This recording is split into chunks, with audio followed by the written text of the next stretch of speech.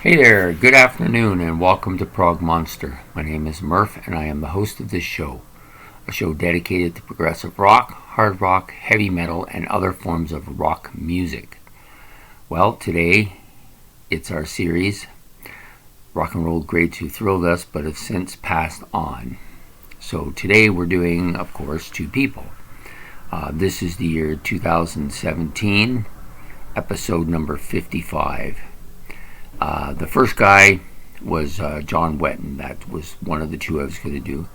I did change the number two guy 3 times. The first time I was going to do Steve Lang of April Wine, being Canadian and all, and having liked April Wine at that time period, I thought he'd be a perfect choice.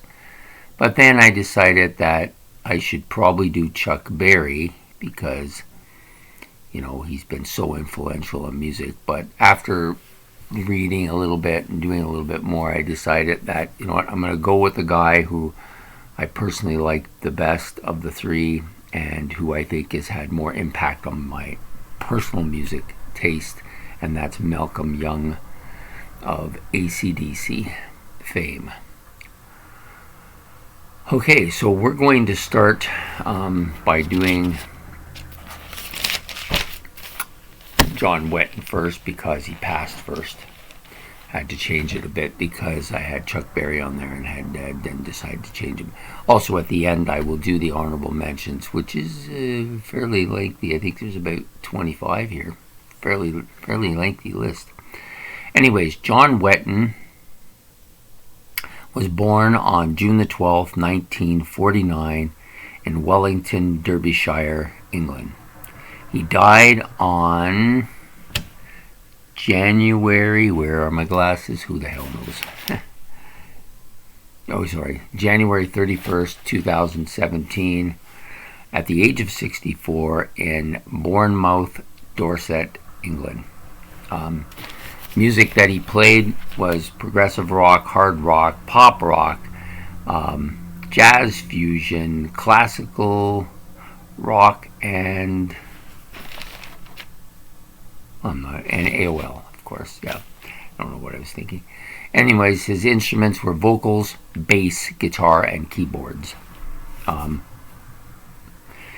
he was active from 1965 to 2017, and he was pretty active. He did a lot of stuff. He started out. The one little fact about him is that he's a right-handed bass player, but he does sign his checks with his left hand. I noticed that, right? So, anyways, family.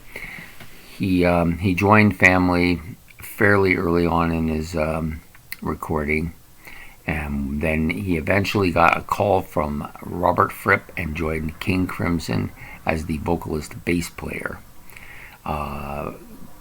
Fripp broke up the band in 1974. He went, shortly after that, he did a stint with Roxy Music, small tour with Roxy Music, and did a couple of albums with Uriah Heep. So he's been in some big bands, Then came his solo career in 1980. It was, and then he also did a brief stint with Wishbone Ash at the end of that year. Shortly around that time period, one of the executives for Geffen Records introduced him to Steve Howe and said he should be working on his own lead. These two should form some kind of a band. So they got together with Jeff Downes and Carl Palmer of Emerson, Lake and Palmer, and they produced an album called Asia. A huge commercial success, one of the biggest commercial successes of the 1980s. Over 10 million copies were sold. Their subsequent album, Alpha, did not do nearly as well. In fact, it was almost hard to believe it was the same band, if you ask me. Anyways, he left Asia at that point, came back in 1985, did another one of those A albums, and then left again. Not too long after, and back to his solo career. Eventually, Asia did reform with the original cast of Howe, Palmer, Downes and, of course, John Wetton, and they produced several albums after that. And then Steve Howe eventually left to go back to deal with Yes, to be with Yes again. And eventually, I guess Jeff Downes did the same. So John Wetton actually died in his sleep of coleoc. I'm gonna have a hard time with this word.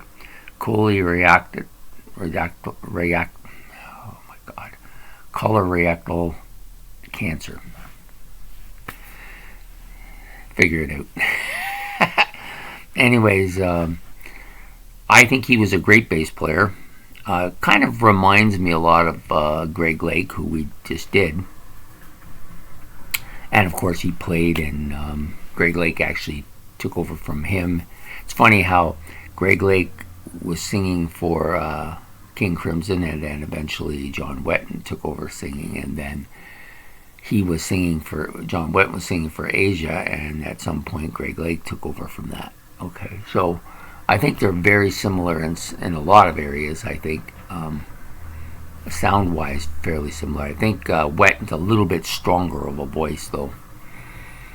Anyways, my first encounter with John Wetton was with Asia. I bought that debut album, and it was a huge monster album. It was very, very clear sounding, really well organized, straight, some cutting edge songs on it, but it was very poppy, and the second album just completely fizzled, and that was the end of my Asia. But that's where my first encounter with John Wetton was. Now, I think I've since heard him with some of these other groups, and I think he's a very solid, bass player. As for his solo stuff, I had not listened to it, so I can't tell you too much about it. I can only tell you that he has a great voice, and he's a really good bass player. And I've enjoyed some of the stuff I've heard from him over the years. And, there's quite a bit of this stuff I will eventually get and listen to as well. So, anyways, I wanted to pick John Wetton because of my general liking for him overall. Now, the second guy, which I ended up choosing Malcolm Young, and there was a bit of a debate over this in my head. I don't really know why. At first I was going to do Steve Lang, like I said, because Steve Lang played for April Wine during the period of time when I listened to a lot of April Wine. And but that's a long time ago. Like, I probably got away from April Wine in the 80s. I haven't really listened. I listen to them once in a while, but I'm not a huge listener of their music anymore. I've kind of burned it out, the stuff I like. So I decided, I wasn't really sure that was the guy to do. And then I thought, well, maybe I should do Chuck Berry. Here's a guy with a large history of some pretty serious music that brought rock music to life. Has a big influence on a lot of people. But, Chuck Berry had some issues. I'm not going to get into. He spent some time in the pen for various reasons. Some of them I'm not too crazy about hearing about. But so I didn't really want to talk about that too much. So I decided to pass on Chuck. And then I thought, I should do Malcolm Young because of all the guys on here. He's the one I know the best and like the best. So that's who I'm going to choose. Maybe I could have done maybe Greg Allman or, Tom Petty, Fats Domino. All of these guys would have been deserving of it. But I decided on Malcolm Young because to me, he's AC/DC, if nothing else, is a band with heavy riffing and really catchy riffing and really catchy songs. And a lot of those are based on the solid guitar riffs that they play. And of course, Malcolm Young is the guy who does that, right? I'm not talking about the guitar solos. We all know who does them. I'm not talking about the vocals because we all know who did those. But Malcolm Young was the guy who did all the major riffing, or the, if you want, the rhythm part of the AC/DC music, and that is the part that's the most catchy for me of AC/DC, is their heavy kind of hard rock riffing, Anyways, he was born January the 6th, 1953 in Glasgow, Scotland. He died November the 18th, 2017 at the age of 64 in Elizabeth Bay, New South Wales, Australia. His music, of course, was hard rock, blues rock, and roll. And instrument of choice, guitar. He did backing vocals as well. Excuse me. Okay, so his years active for 1969 to 2014. I've read quite a bit, and I believe that Malcolm Young was probably the kind of leader of this band. No, he wasn't the face of the band. He wasn't the out front guy. That's his brother. His brother was much more visible than him and was probably a better guitar player overall, and just has that whole style that brings AC/DC to the front. But Malcolm Young was the driving force behind the band. He helped co-write most of the songs. He had the rhythm. He did almost all the rhythm parts and all of the hard riffing. So, to me, how could you leave? If you like AC/DC, and I do, they're one of my top 20 bands, how can you not talk about Malcolm Young? I mean, you think about all the riffs that you know when you say AC/DC, the riffs that come into your mind. Those are all Malcolm Young, So for me, Malcolm Young had to be in here. He is. So what happened is, at some point, the Young family decided to immigrate to Australia. Well, most of them, the older boys, didn't go but like George and Malcolm and Angus, of course, went. Steve came later, I believe. John and the other brother, whose name is elusive to me, and his sister Margaret, I think they stayed in Scotland, and then maybe some of them eventually came later. But definitely Angus and Malcolm and George went, and Angus and Malcolm formed AC/DC after Malcolm had been in another band where he had kind of played the lead guitar a bit too. But then once him and his brother got together, they decided that Angus would do the lead part, he would do the rhythm part, and then they got 3 more people in the band, and then gradually the band morphed into what became very famous with the Bon Scott lineup. And then after Bon Scott, they got hit lightning and got Brian Johnson, because when you lose a guy like Bon Scott, that's not replaceable. Doesn't matter what you do. God couldn't replace Bon Scott.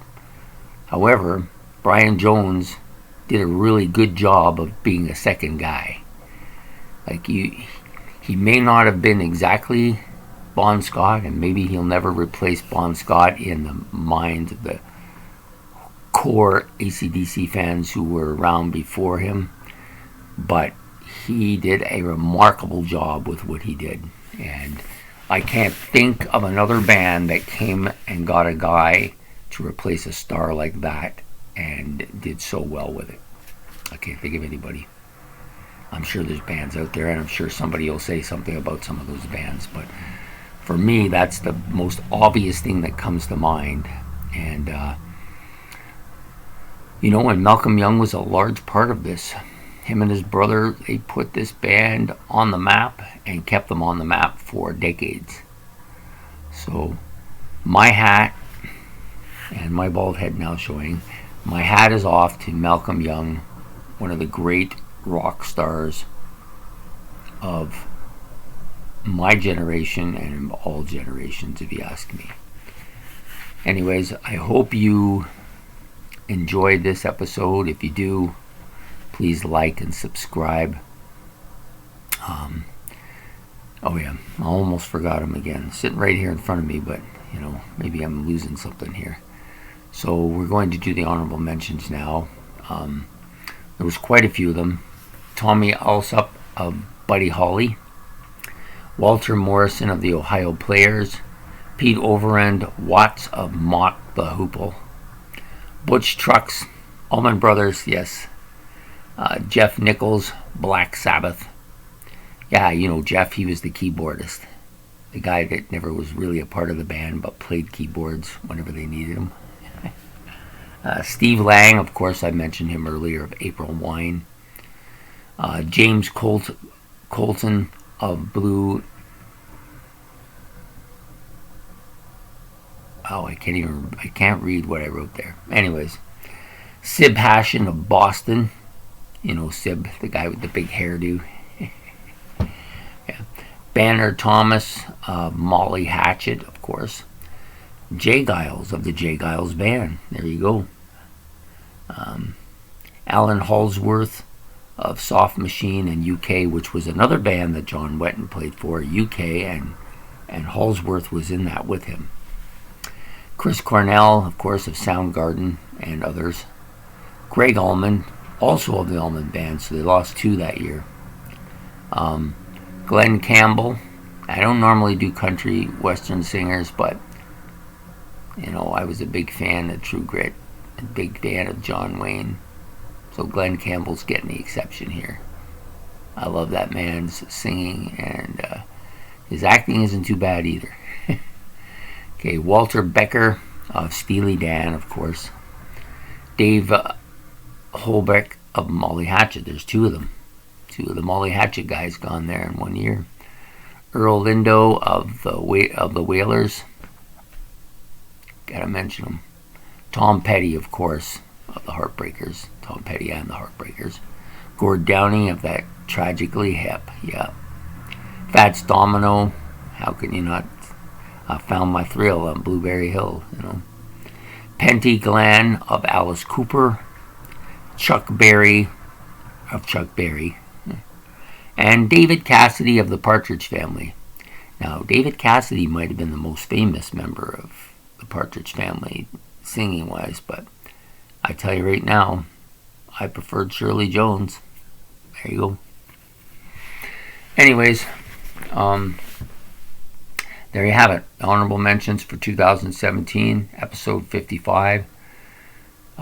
Malcolm Young, John Wetton, rest in peace, boys. Gave us a lot of really good stuff to listen to.